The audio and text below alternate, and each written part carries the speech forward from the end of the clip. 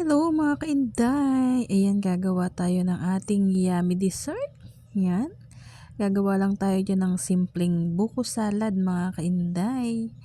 Ayan, konting recipe lang yan para maka-ano lang tayo ng ating cravings.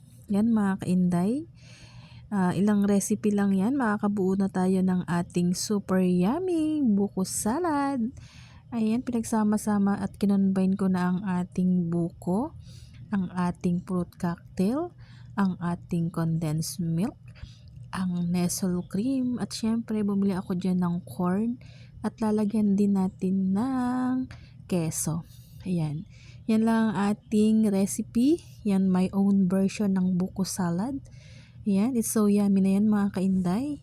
At ang satisfy na ang ating cravings. Ay mga kainday, ang ating buko salad, dessert satisfy.